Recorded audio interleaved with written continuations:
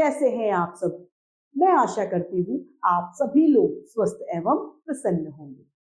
आज हम हमारा पाठ माँ कहे कहानी एक कहानी, माँ क्या कह रही है, एक कहानी को पढ़ेंगे और समझेंगे। आइए हम हमारा पाठ प्रारंभ करते हैं।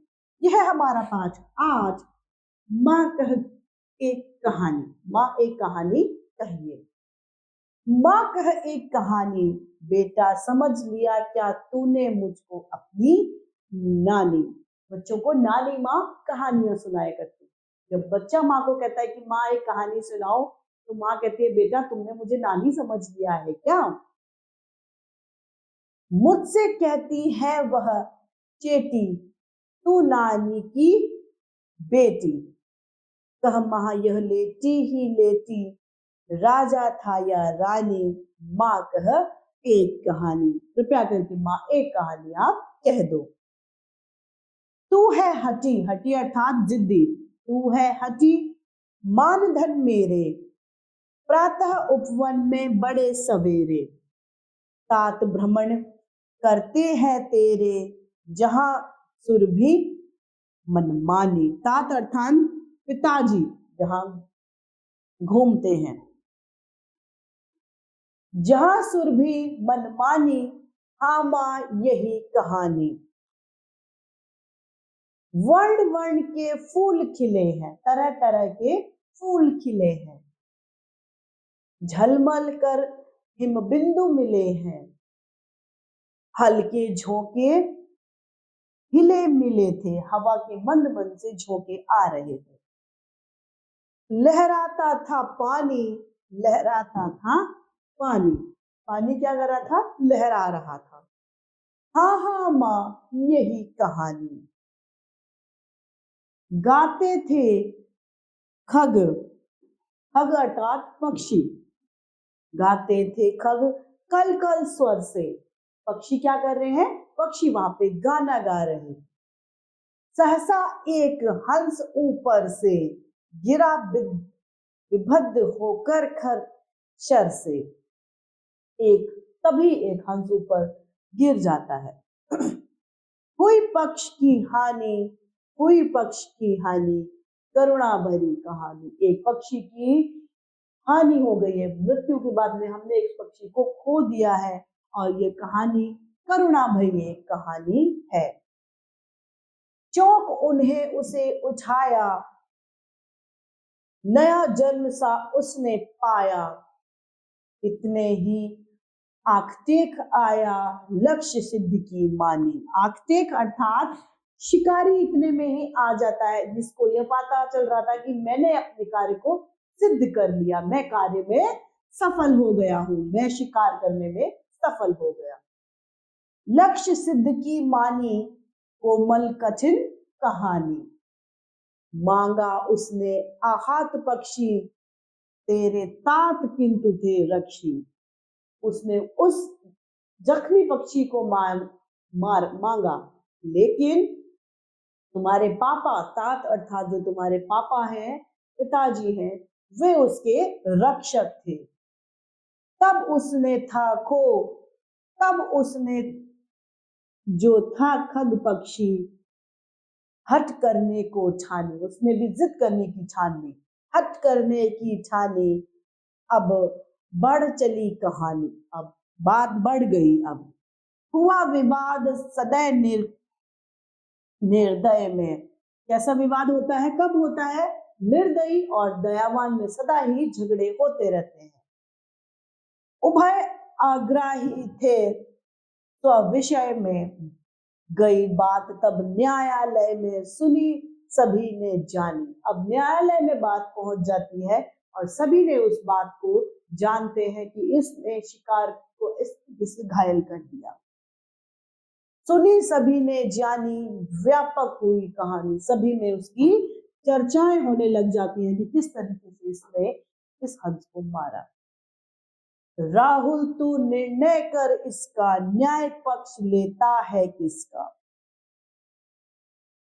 कह दे निर्भय जज हो, कह दे निर्भय जय हो जिसका, सुन लो तेरी बानी, माँ मेरी क्या बानी, मैं तुमसे सुन रहा कहानी। अब वो बात कहती है कि हे राहुल बेटा, तुम बताओ क्या निर्णय होना चाहिए, तो मुझे अपना जवाब दो। तो बच्चा कहता है माँ मैं क्या कहा बताऊं, ये तो आपकी कहानी है, आप बताइए।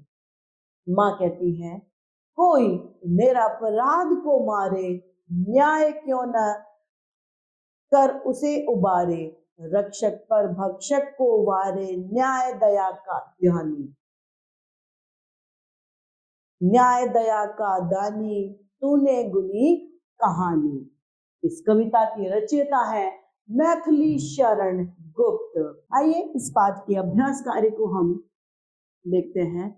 आक्टेक अर्थात शिकारी, सिद्धि मतलब सफलता, आहत मतलब घायल, तात मतलब पिता या पापा, विवाद मतलब तकरार, सदस्य, सदैव मतलब दयालु, उभय यानी दोनों, उग्राही मतलब अपनी बात मनवाने के लिए अड़े हुए, रक्षक मतलब रक्षा करने वाला, भक्षक मतलब मारने वाला।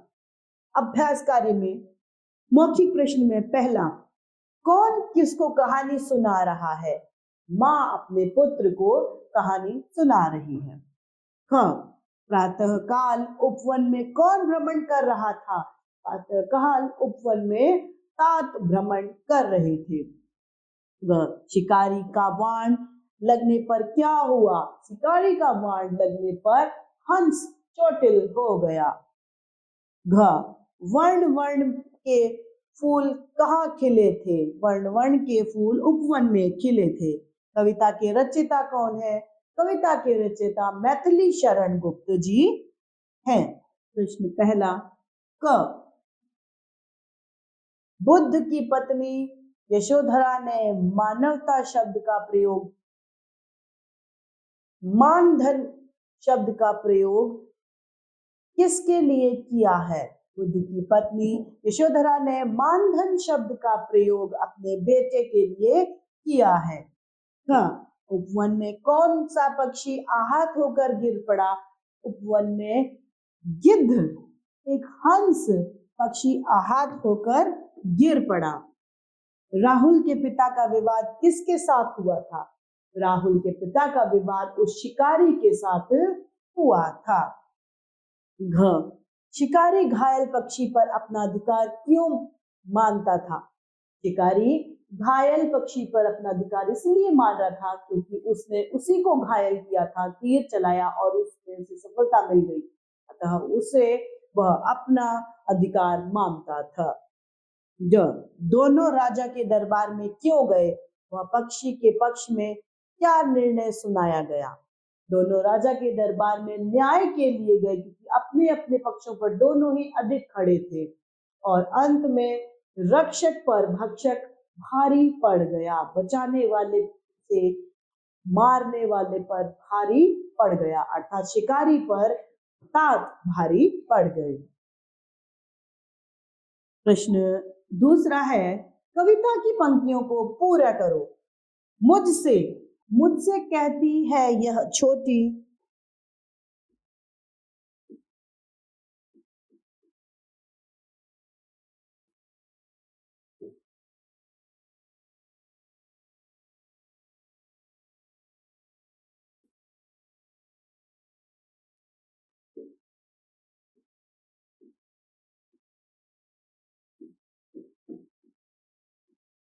तू मेरी नानी की बेटी।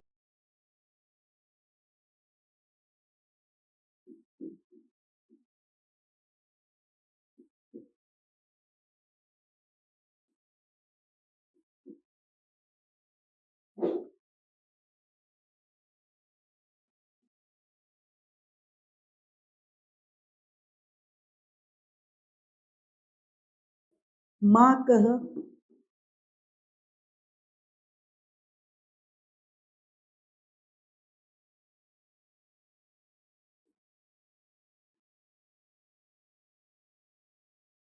प्रश्न तीसरा, सप्रसंग व्याख्या कीजिए। लक्ष्य सिद्धि का मानी कोमल कठिन कहानी, अर्थात उन्होंने अपना लक्ष्य सिद्ध कर लिया था, अर्थात अपने लक्ष्य को प्राप्त कर लिया था। और यह एक कोमल हृदय की कठोर कहानी है। हाँ, रक्षक पर भक्षक को वारे, न्याय दया का दानी। जो न्याय दया के दानी अर्थात जो न्यायालय है उसमें रक्षक पर भक्षक को वारे, अर्थात भक्षक पर रक्षक भारी पड़ जाता है। ग, हुई पक्ष की हानि, करुणा भरी कहानी। यहाँ पर पक्षी को हानि अर्थात चोट लग जाती है, वह गिर पड़ता है और यह करुणा भर की एक कहानी है। अब है बहुविकल्पीय प्रश्न, जिसमें सही के सामने हमें सही का चिन्ह लगाना है। किन दोनों के बीच में विवाद हो रहा था? राहुल और यशोधरा के, यशोधरा और सिद्धार्थ के बीच में, शिकारी या सिद्धार्थ के बीच में? शिकारी या सिद्धार्थ के बीच में। दूसरा, स्वविषय का क्या अर्थ है? सारा विषय, अपना विषय, अन्य विषय या दूसरा विषय? अपना विषय। तीसरा, उभय शब्द का अर्थ क्या है? दो व्यक्ति, अकेला व्यक्ति, अनेक व्यक्ति या डरपोक? दो व्यक्ति। चौथा, कहानी व्यापक कैसे हुई? बात न्यायालय तक पहुंच गई, बात राजा तक पहुंच गई, बात सामान्य जन तक पहुंच गई? इनमें से कोई नहीं, बात न्यायालय तक पहुंच गई। पांचवा, मेरी माँ मेरी क्या बानी, राहुल ने ऐसा क्यों कहा? वह अपने विचार व्यक्त करने में हिचकिचा रहा था, वह अपने को कोमल श्रोता मान रहा था, वह उत्तर देने में असमर्थ था, वह अपने को कोमल श्रोता मान रहा था। राहुल के अनुसार न्याय किसे मिला? अपराधी को, निरपराध को, न्यायाधीश को या सभी को? निरपराध को। व्यापक व्याकरण अभिव्यक्ति। पहला, शब्द युग्म का अर्थ है शब्दों का जोड़ा। युग्म शब्द अनेक प्रकार के होते हैं। कविता में आए कुछ युग्म शब्द छाट कर यहाँ लिखें। तो कविता में कौन कौन से युग्म शब्द आए हैं, आइए देखते हैं। एक है वर्ण वर्ण, वर्ण वर्ण,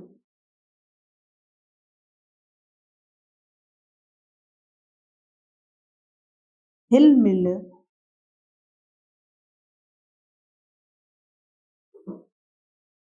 हिले मिले और कल कल।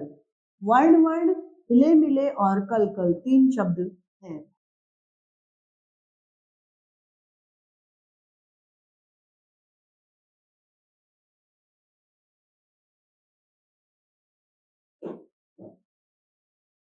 अब है संज्ञा या सर्वनाम की विशेषता बताने वाले शब्दों को विशेषण कहते हैं। ये सब विशेषण के उदाहरण हैं।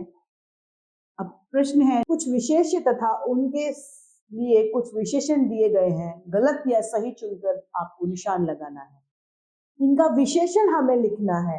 रात कैसी हो सकती है? चांदनी रात भी हो सकती है, काली भी हो सकती है, मीठी नहीं हो सकती।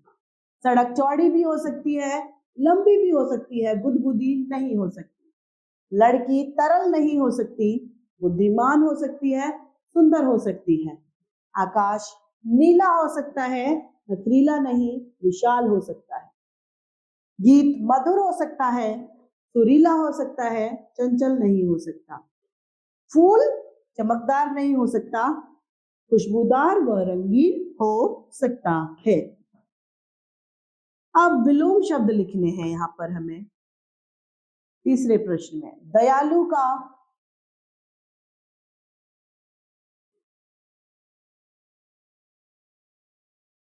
निर्दयी,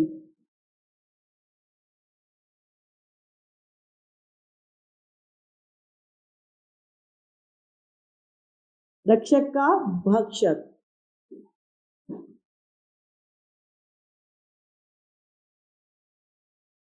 सरल का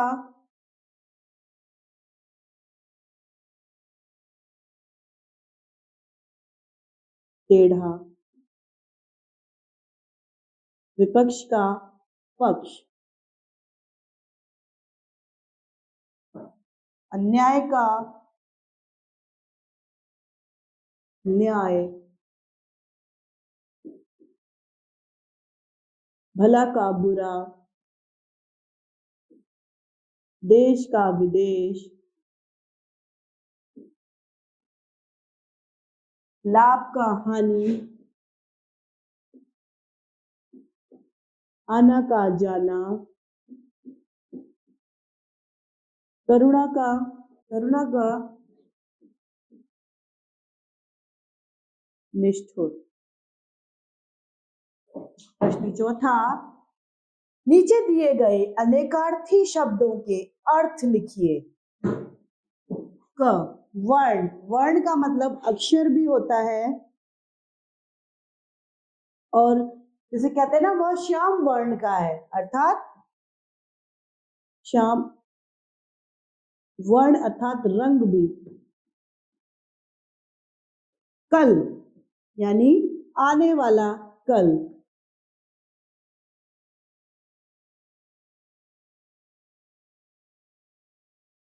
या बीता हुआ कल।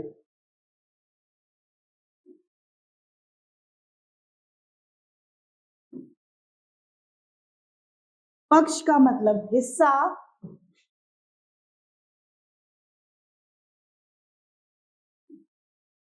या पखवाड़ा।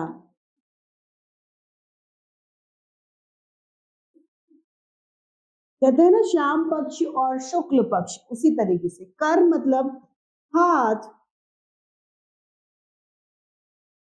व कर मतलब क्या होता है, लगान या टैक्स।